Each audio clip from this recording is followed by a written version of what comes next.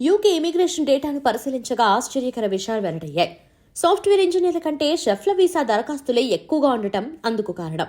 Digital super పవర్గా ఎదగాలన్న తన ఆకాంక్షలకు ఊతమిచ్చేందుకు అత్యంత నైపుణ్యం కలిగిన సాంకేతిక నిపుణులను ఆకర్షించడానికి బ్రిటిష్ ప్రభుత్వం నిరంతర ప్రయత్నాలు చేస్తున్నప్పటికీ అందుకు విరుద్ధంగా ఈ పరిణామం చోటు చేసుకుంది.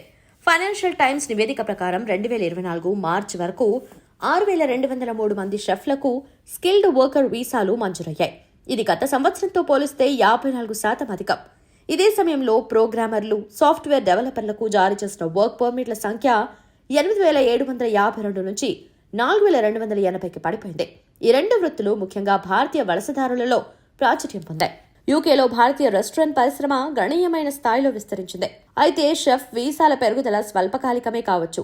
స్కిల్డ్ వర్కర్ వీసా నిబంధనల్లో మార్పులు చేయడం వల్ల యువ వర్కర్లకు కనీస వేతనం 38,700 పౌండ్లకు అంటే సుమారు 41 లక్షలకు పెరిగింది. 2023 ఏప్రిల్ నాటికి యూకేలో సగటు షెఫ్ జీతం 22,877 పౌండ్లు అంటే సుమారు 24 లక్షలుగా ఉంది. చాలా రెస్టారెంట్లు కొత్త వేతన స్థాయిలను భరించే అవకాశం లేదు. దీంతో కొత్త నిబంధనలు అమల్లోకి రాకముందే దరఖాస్తులు హడావిడి పెరిగినట్టుగా తెలుస్తోంది.